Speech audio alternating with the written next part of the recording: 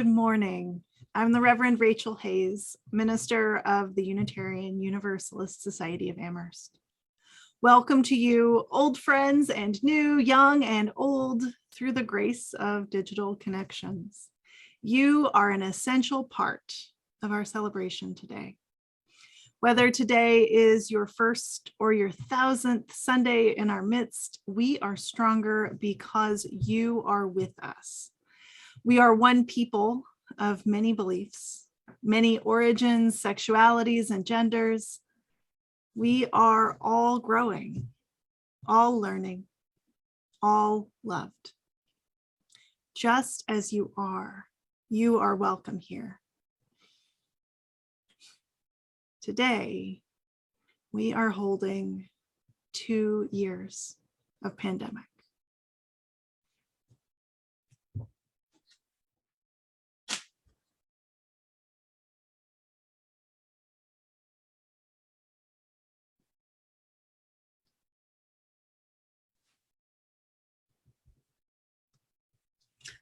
I call us to worship and light our chalice with these words by the Reverend Molly Brewer.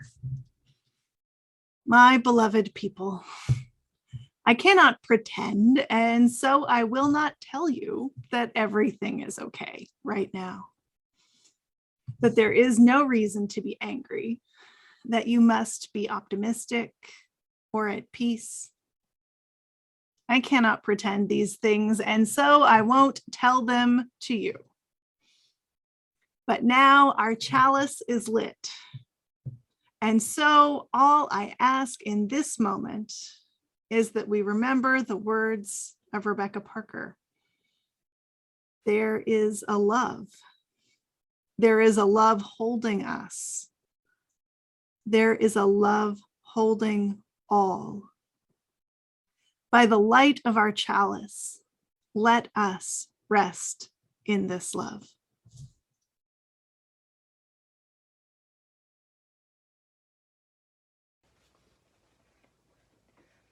There is a love holding us. There is a love holding all that we love. There is a love holding all. We rest in this love. There is a love holding us. There is a love holding all that we love. There is a love holding all that we love. There is a love holding all we love. We rest in this holding us. There is a love holding all that we love. There is a love holding all that we love. There is a love holding all that we love. We rest in this love. We rest in this love.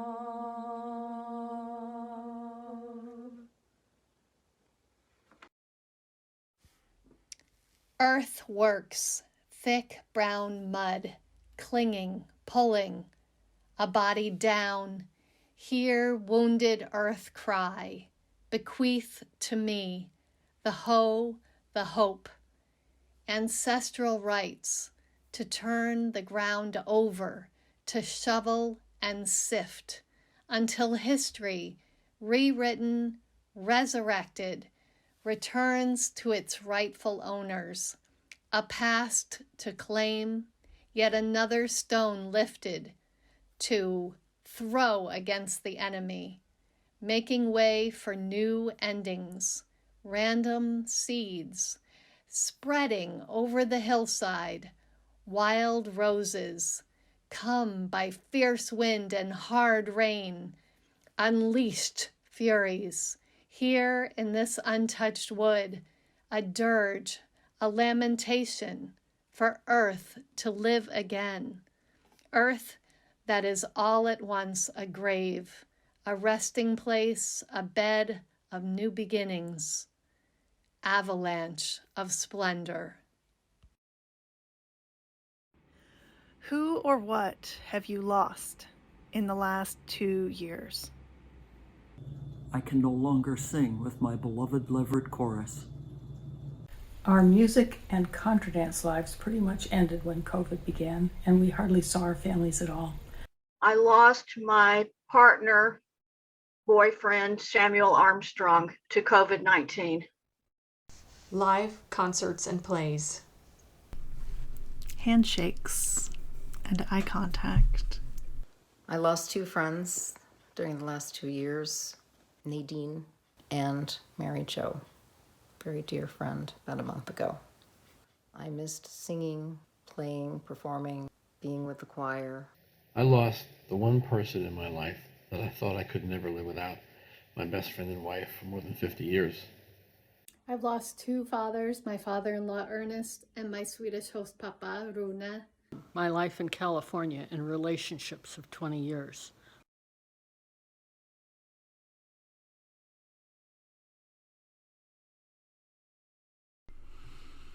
Anne, Betty, Cindy, Debbie, Herschel, Joanne, Joy, Rebecca, Willie.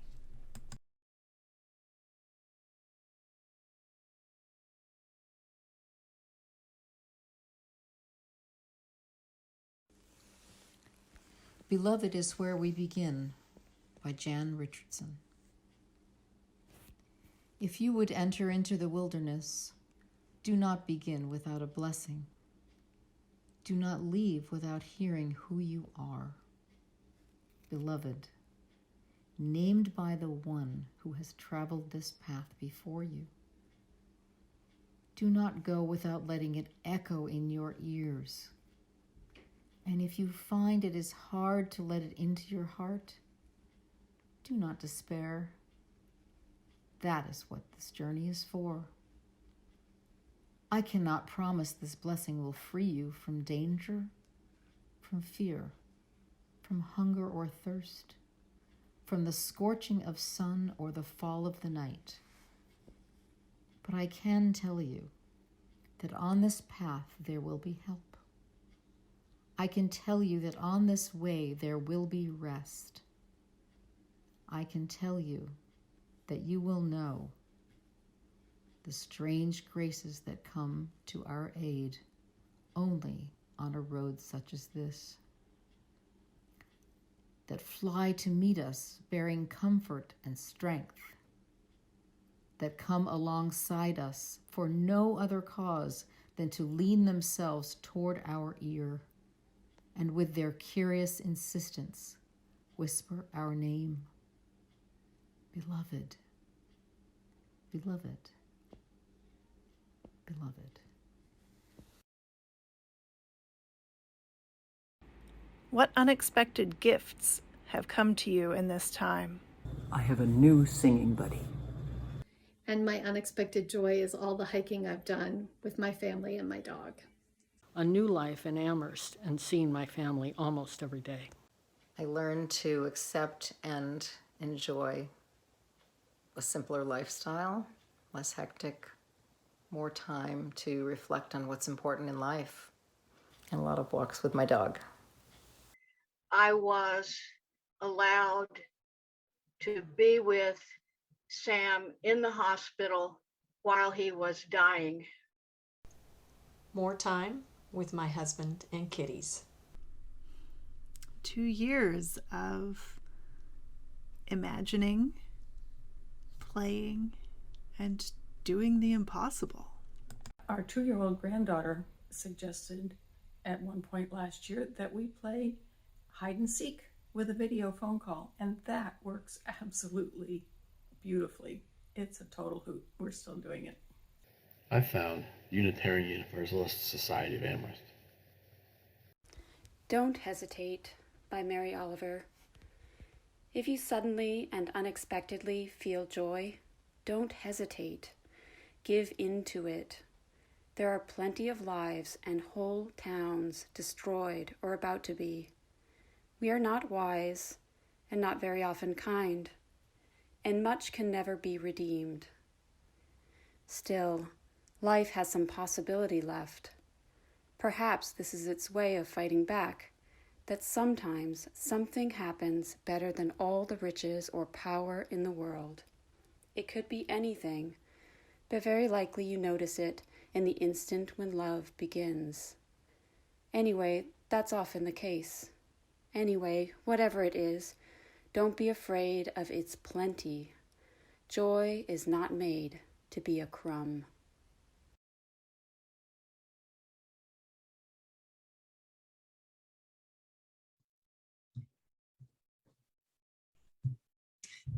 Hear these words from the Reverend Dr. Rebecca Parker.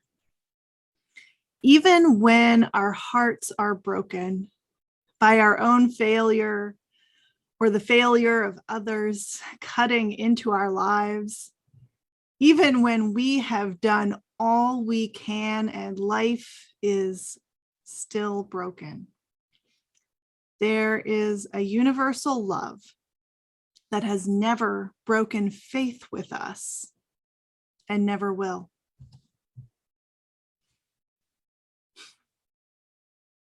Two years into this pandemic, we have done all we can, and life is still broken. So many of us have lost loved ones, lost experiences, lost time. We got vaccinated, wore masks, stayed home. At the beginning, when we didn't know what would work, we tried everything. Some of us washed our groceries and recooked our takeout.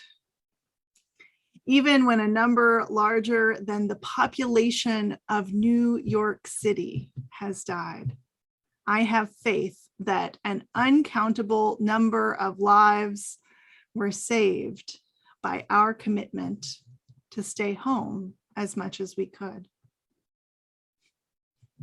It was a sacrifice.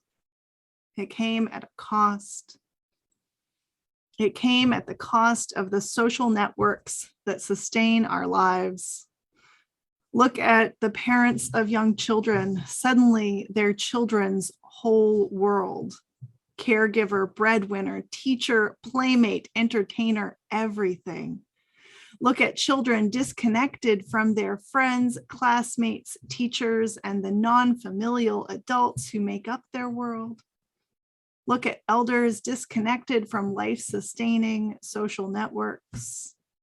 Look at working adults trying to make a living when the rules keep changing and all the optional parts of life disappear. Look at those grieving their loved ones without the usual community mourning practices. Look at all of us trying to make life-affirming choices as the world of available choices shrank and shrank and shrank. We did the best we could. We found one another on Zoom, and it's been our haven in this time. It was hard. If it was hard for you, it wasn't just you. It was hard. And we'll never know for sure what our sacrifices bought, but I choose to have faith that they bought lives and life. Culturally, we are not great at talking about sacrifice, about giving something up for a higher purpose. I would guess that's because some of us never need to sacrifice. We're told that we can and should have it all, and some of us actually do get to have most of what we want most of the time. It's easier to have the career and the kids if you have childcare, for example. And those of us who do need to sacrifice one way or the other, who have no option where we can have everything we want, the idea of sacrifice is used against us. A lot of us react badly to the idea of sacrifice because we've been forced or shamed into it, frequently by people and systems that don't experience the same burden. Especially if you've been socialized as a woman to put others' needs ahead of your own. If you're working class, to put the profits of billionaires ahead of your own bottom line. If you're queer, to put others' comfort ahead of your own safety. If you're disabled, to put others' convenience ahead of your needs. And I could go on. Some of us have been taught to sacrifice for people and systems that would never sacrifice for us. This lopsided, coerced sacrifice of no choice at all isn't sacrifice, it's abuse. It's not what I'm encouraging or lifting up. It's what has ruined the concept of sacrifice for us. But I still think the idea of sacrifice is a useful one. It's been a sacrifice for us these last 2 years, but not necessarily the same sacrifice, and it's been a loss, though not the same loss. I think we have learned in these last 2 years how to ask that terrifying question: what is the most important thing? As we went on, as the weeks stretched into months and into years, we couldn't keep going with only going out for groceries every 2 weeks. And each of us began to prioritize our most important thing, our own health or the loved one or community we wanted to protect. That one thing we needed to do for our mental health so that we would have stamina and resilience. And then we evaluated what we could let go for a while. What's most important? What do I need to take care of? What do I need to take care of what's most important? What can I do without? Maybe inspired by some of the images in Lilia's video, I think of the pilgrims on the Camino de Santiago. They arrive in Spain with their backpacks and then walk for about a month until they reach Santiago de Compostela. The common wisdom is that your pack shouldn't be more than 1/10 of your body weight to make it the whole way to Santiago de Compostela. That's not a whole lot more than a sleeping bag, a change of clothes to stay dry, some cold weather gear, and a phone and charger. The albergues are full of discarded blankets and toiletries from people who have decided not to carry them further. People ship possessions worth keeping to loved ones at home rather than carry them on the way. We've gone through this process during this strange wilderness of pandemic time, asking ourselves what we really need, why we keep going, and letting the rest go. It's a survival strategy and a mission strategy. What's the most important thing? What do we need to take care of the most important thing? How can we let go of the things that don't bring us closer to that important thing? All years are uncertain. No future is guaranteed, but sometimes we feel it more than others. I won't offer predictions on the next COVID variant. I won't offer predictions of what will happen with Putin's war on Ukraine. No matter what else is happening, we always have the opportunity and the obligation to act for more love in the world. I won't ask you to bear a sacrifice that's not yours to give.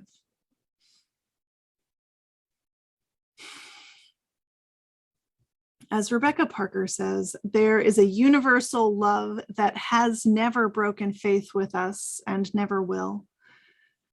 And I believe sometimes it saves us when we decide to participate in that love. It gives us the strength to go on. It gives us a destination, even when the path is unclear. As Jan Richardson says, our name is beloved. Each and every one of us. Beloved, what you have endured these last 2 years has been so much. Beloved, what will come in the future will come. Beloved, love has given us our way forward. Beloved, we can choose to believe in the universal love, to keep faith with it as it has kept faith with us. We can navigate by it, set our priorities by it, choose what to let go and leave behind based on what love calls us to carry. There have been times in these last 2 years when I didn't feel especially beloved, and maybe some of you are thinking something like that too. Times where I couldn't remember my name was beloved. Times where I almost couldn't remember my name at all.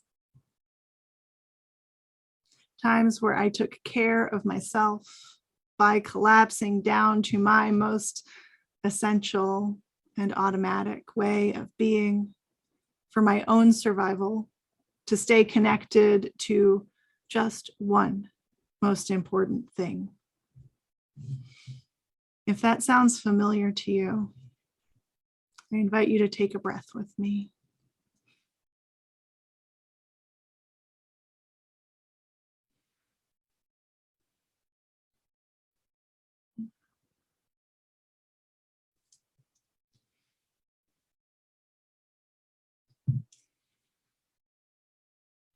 That universal love is still there, holding you, holding us. It will be there every time you can bring your heart back to it. I don't have faith that the next year will be easier.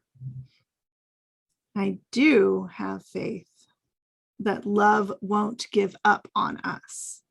I do have faith that we will never run out of opportunities to be love in the world, in our homes, in our communities, with the whole planet, in community with our ancestors and the generations to come.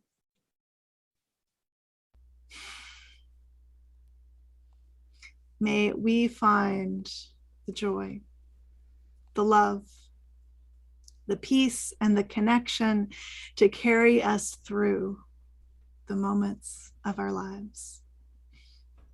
Blessed be. Amen. Our meditation this morning was written by Nika Eaton Gwynn.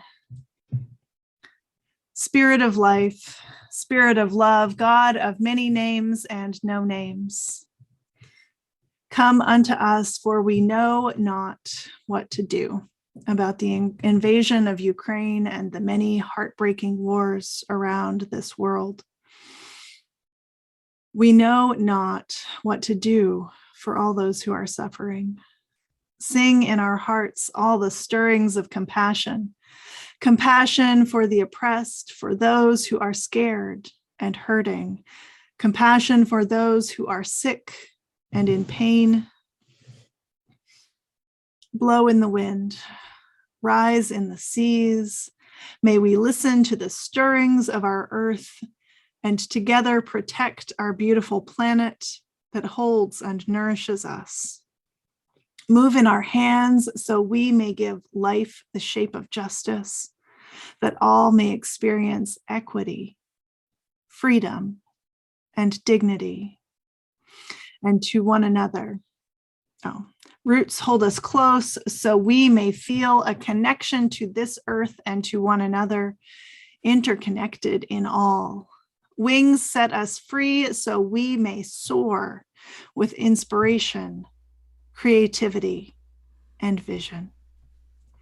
Spirit of life, come to us so we may be whole and live lives of value and purpose. Amen. I send you forth this morning with these words from the Reverend Dr. Rebecca Parker. There is a love holding me. There is a love holding you. There is a love holding all. I rest in this love. Go in peace.